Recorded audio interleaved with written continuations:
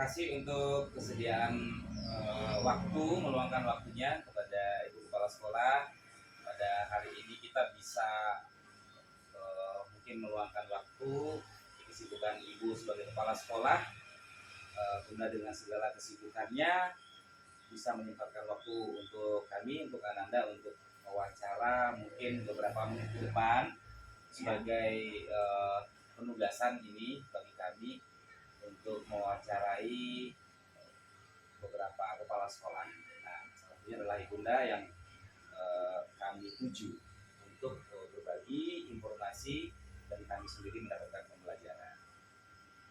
Tentu dalam menjalankan amanah sebagai kepala sekolah, kemudian menjalankan penugasan, kita atau Ibunda tidak mungkin terhindar dari masalah saja. Pasti selalu ada ya Bunda ya? Iya, pasti. Pasti. Nah, seperti kita ketahui, permasalahan itu kalau diambil dilemanya itu adalah ada dua yang paling mencolok yang sering terjadi, yaitu dilema etika dan juga bujukan moral.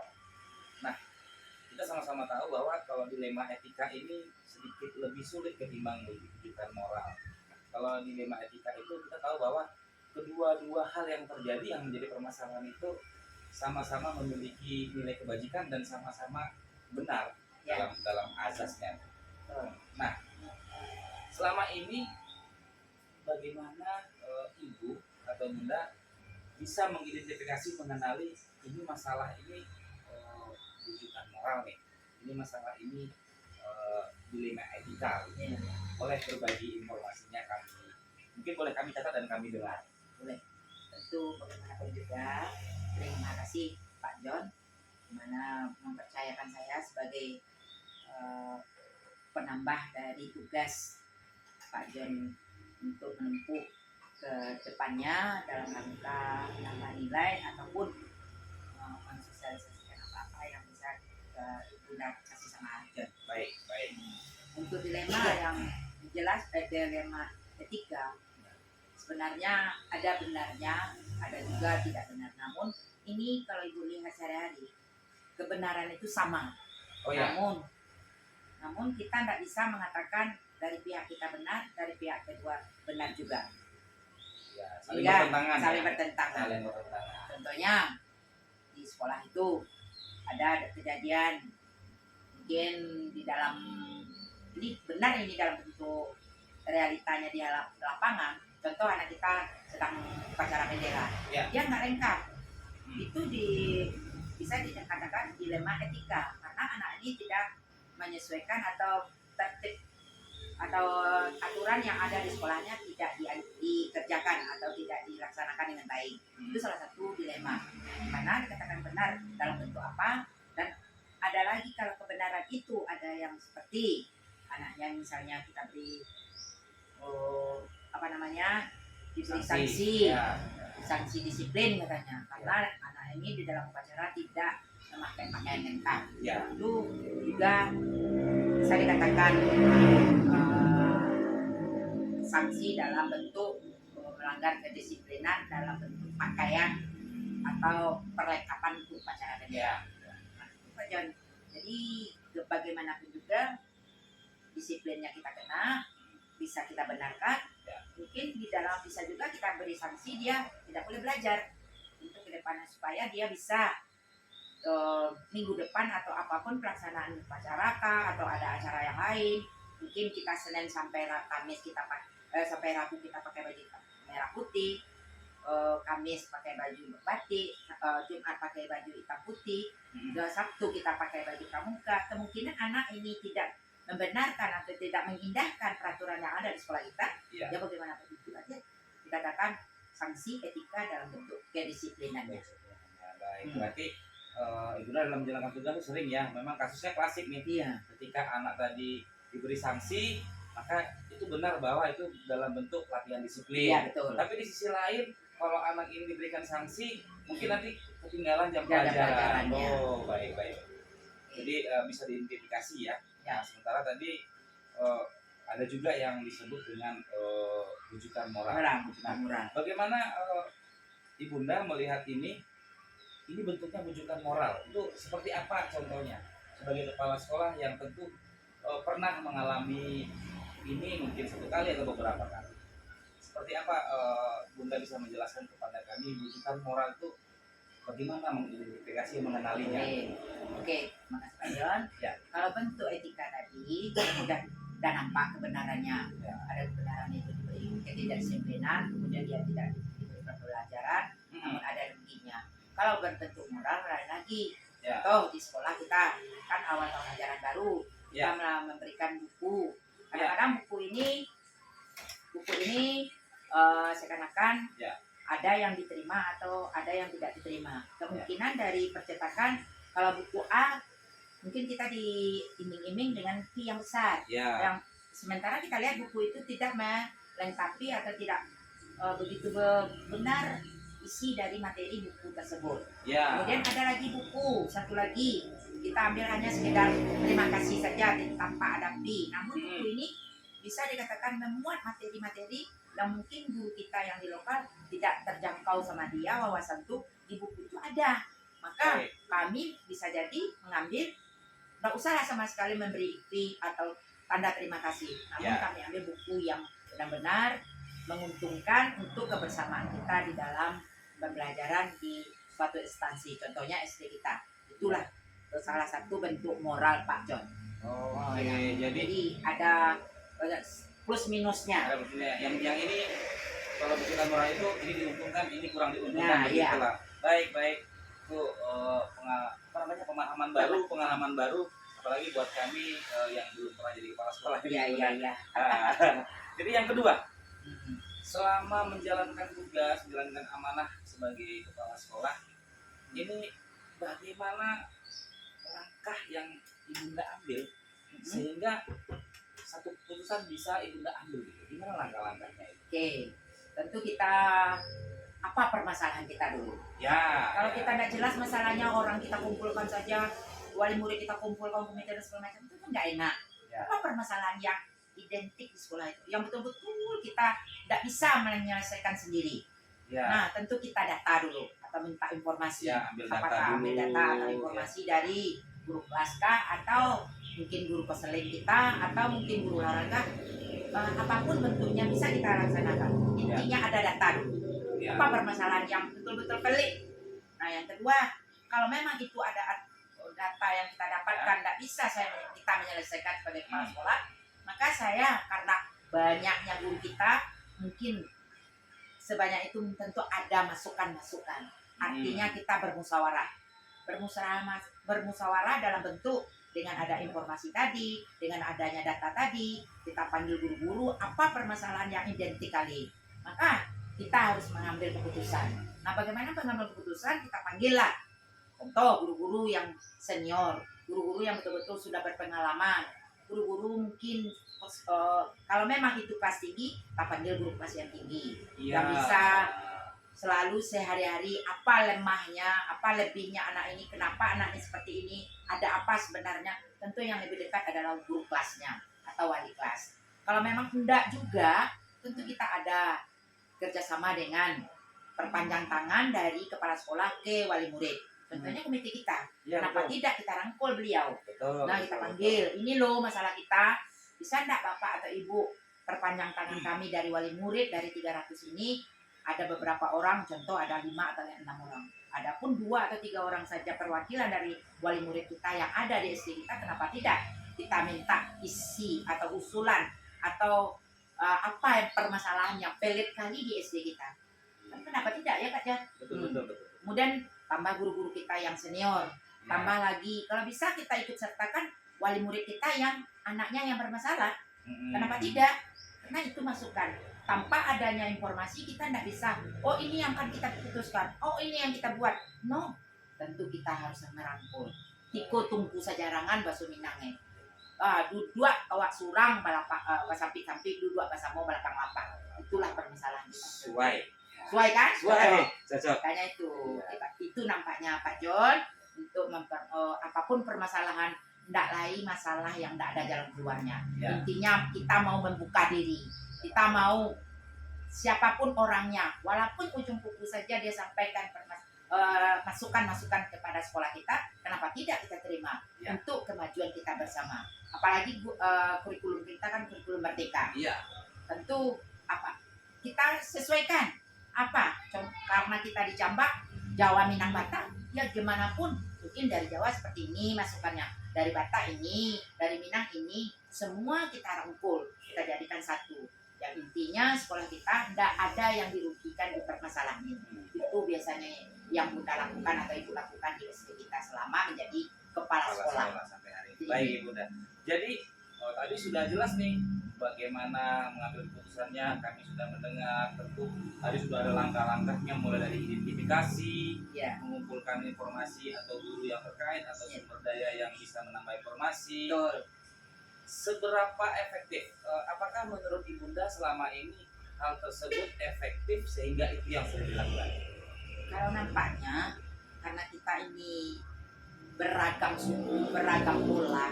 Ya. Saya jadi walaupun pengalaman Bunda atau Ibu sebagai kepala sekolah Ya. sejak 2008 sampai sekarang, Ya. Insya Allah dipercaya oleh Kabupaten Pasaman Barat, namun kita tidak terlepas dari masukan-masukan dari gimana kita berada. Lima bumi dipijak, situ langit dijunjung, itulah istilah Minang. Apapun bentuk permasalahannya, apapun suatu ketidaksesuaian kita antara anak, murid, guru, serta semuanya. Kenapa? Duduk basamu, basam pinapi, duduk surang balapangan. Berarti Tuh. mufakat itu efektif. Iya, mufakat yang kita pakai. Baik, terima kasih Ibunda. Tentu kita masih ada pertanyaan ini Boleh. yang akhirnya kita tergelitik untuk bertanya ini. Nah, tentu dalam mengambil keputusan, kemudian dengan tadi disampaikan, dikorelasikan dengan Jawa, Minang, Batak dari berbagai latar belakang itu, ada nggak hal-hal yang bisa Bunda bagikan kepada kami yang kira-kira selama ini menjadi tantangan dan catatan khusus bagi Bunda? Gini Pak John, memang kita tahu tidak selamanya apa yang kita sampaikan, apa yang kita ucapkan itu orang lain akan menindaklanjutinya. Betul. Itu sudah jelas. Tentu kita ingin tahu siapa betul orang-orang atau siapa betul bawahan kita. Maaf, bukan bawahan. Rekan-rekan kerja kita. Ya. Ini tipenya A bagaimana, ini tipenya bagaimana, ini tipenya bagaimana. Itu harus kita rangkul dulu. Kalau memang ada mungkin ketimpangan antara kita dengan dia, yang manajemen tuh Pak John, kepemimpinan yang tahu Ibu, bagaimana menggerakkan rekan-rekan kerja kita. Bukan apa yang keinginan kita sampaikan ke kinerja. Tidak. Bukan, ya. Nah. Oke. Artinya kita minta dulu kepemimpinan guru-guru kita itu semua. Umpan balik. Iya. Nah, apa maunya? Kita sesuaikan tupoksi kita masing-masing. Kalau Pak John guru olahraga, Bunda atau Ibu, saya begini. Kalau memang itu bisa kita realisasikan, kenapa tidak? Karena ini sesuai dengan kurikulum merdeka. Ya. Ini sesuai dengan ini. Kenapa tidak kita realisasikan di dalam rencana kerja bos kita? Itu kepala sekolah ataupun kita ambilkan dari dana bos. Kalau memang ada guru ini, Bu, saya ingin pojok cerita, pojok baca, literasi. Bagaimana kalau begini, Bu, ini. Kenapa tidak kita realisasikan di dana bos? Iya. Kemudian ada lagi ide, Bu, saya ekstrakurikuler, Tafis, Bu, saya pulang sekolah segini, ini. Kenapa tidak di jobdesk kita ada, kita realisasikan. Begitu caranya Pak John. Jadi mungkin Pak John sebagai guru olahraga mungkin agak tinggi nilainya di pramuka, ayo kita angkat. Kalau di si B misalnya Bu ini ya Tafis, kenapa tidak? Mungkin ini seni, mungkin ini bercerita, mungkin ini gambar menggambar ataupun karya anyam yang selama ini SD kita selalu jangankan kalah, prinsip Ibu ya Pak John, Ya. jangankan kalah, bodoh ya ndak murah, itu istilahnya. Itu istilahnya. Itunya. Iya. Kenapa tidak? Kita harus optimis. Kenapa optimis? Belum aja kita perang kita udah mundur. No sama saya. No, Gitu. ya. Terima kasih. Baik, Bunda. Waduh, luar biasa nih pada kesempatan ini. Nah, kemudian ada lagi pertanyaan. Boleh tambah. Sebagai kepala sekolah selama ini dalam menjalankan tugas, untuk Bunda dalam menghadapi masalah sebelum mengambil keputusan, apakah Bunda memiliki waktu-waktu khusus untuk menyelesaikan terjadwalkah atau tidak, atau langsung saja begitu insidentif? Kalau menyesuaikan sebenarnya terjadwal. Kenapa tidak? Kalau tidak ada jadwal tentu kita ngawur jadinya. Betul. Istilahnya perencanaan dulu. Ya. Kalau memang ada perencanaan, mana tahu di perjalanan ada masalah. Ya. Kita belum siap. Tentu bagaimana? Gimana ya? Gimana ya? Jadi keefektifan kita itu enggak jalan. Artinya kaget kita kan. Mau-maunya nanti kita susah. Susahnya bagaimana? Nggak efektif lagi. Kita mungkin sedang begini begitu. Tahu ada permasalahan di sekolah kita. Apakah ada masalah dari guru, dari murid, ataupun dari sesama kepala sekolah. Mana tahu ditunjukkan ke SD kita. Kenapa tidak? Kita siap kapan saja. Asal namanya kita yang berbagi, asal kitanya bersama. Kenapa tidak kita buka diri untuk menerima masukan atau saran dari apakah kawan sejawat, bawahan kita, bukan bawahan rekan kerja kita tidak di sekolah, agar kita tidak nampak timpang tinggi. Oh, ini saya kepala sekolah. Oh, ini saya wakil. Jangan coba samakan. Hanya di dalam struktur yang bisa kita namakan. Ini kepala sekolah, ini wakil, ini komite, itu saja. Kalau untuk keseharian kita, ayo bareng-bareng. Tanpa kebersamaan, ikat sajalah sapu lidi Pak John. Coba sapu lidi satu aja dengan yang ikat sama-sama, tujuannya sama, lebih efektifnya mana? Lebih kuat tentu yang bersama-sama. Nah, ini kekuatan kita itu. Baik. Nah, ini kita nggak sampai nih, nggak terasa sudah sampai di pertanyaan terakhir ini. Boleh. Pertanyaan terakhir ini yang ingin kami gali dari Ibunda adalah apakah ada faktor-faktor penunjang atau faktor-faktor tertentu atau figur atau seorang katakan begitu yang mempengaruhi Ibunda bisa menjalankan tugas dan mengambil keputusan tadi?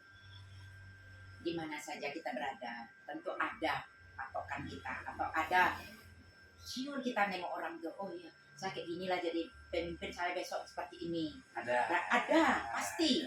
Paling tidak kita meningkatkan diri dalam bentuk wawasan. Wawasan itu kan tidak harus di atas buku saja.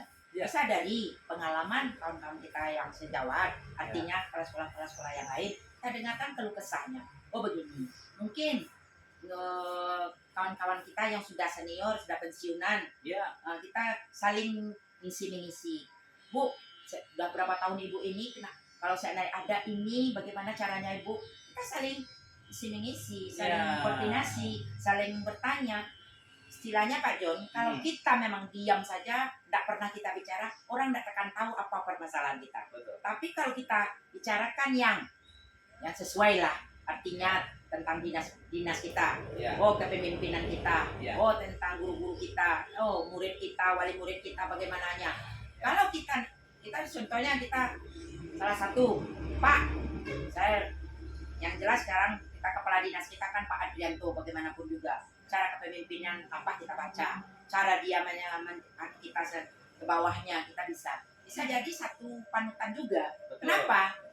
Karena dia tegasnya, dia to the point-nya, dia mengatakan sesuatu itu iya, enggak. Oh, kenapa tidak kita ambil? Walaupun nantinya iya atau tidaknya itu kita menyesuaikan. Itu saja. Artinya kita ambil saja lah. Enggak. Oh, ya, saya tidak perlu orang lain. Jangan coba seperti itu. Karena kita hidup ini bermakhluk sosial. Makhluk sosial inilah kita bisa berbagi. Kita butuh orang lain. Baik. Okay. Bagi udah dari pembicaraan kita yang luar biasa ini yang bisa saya tangkap, nampaknya dalam kepemimpinan itu Ibunda mengambil keputusan itu tetap dengan mengutamakan mufakat. Iya, musyawarah. Nah, musyawarah itu nampaknya di atas segalanya dan prinsip gotong royongnya terlihat. Jadi ini pembelajaran bagi kami. Jikalau suatu saat nanti mungkin bisa mendapat amanah untuk memimpin, maka hal ini akan selalu kami ingat dalam perjalanan hidup dan karir kami. Kembali kami mengaturkan terima kasih atas waktunya. Kami doakan Ibunda selalu sehat dan selalu sukses dalam pekerjaannya. Sekali lagi terima kasih banyak. Tapi ada pesan satu. Ya. Bagaimanapun juga kan sudah banyak gali. Kita jangan terputus di sini aja. Kapan saja waktu misalnya Pak John ingin berbagi, boleh. Bunda siap. Ibu siap untuk kapan. Karena lebih kurang 1,5 tahun lagi Bunda akan pensiun. Siap. Ini akan saya bagikan. Kalau memang itu Pak John membutuhkan, kenapa tidak? Saya bagi pengalaman yang begitu sejak 2008 saya jadi kepala sekolah sampai detik ini, insya Allah masih dipercaya oleh kepala dinas Kabupaten Pasaman Barat. Kemudian sekolah yang sudah saya lalui dan banyak keluarga sahabat itu sudah 10 sekolah. Insya Allah terakhir di 04. Insya Allah nanti bagaimananya ke depan, apa maunya masa depan nanti kalau memang kita bergeser, kenapa tidak kita terima? Oke kan? Siap. Siap. Siap, Mas Mantap. Ahmad. Terima kasih banyak. Oke, siap. Sukses. Sukses.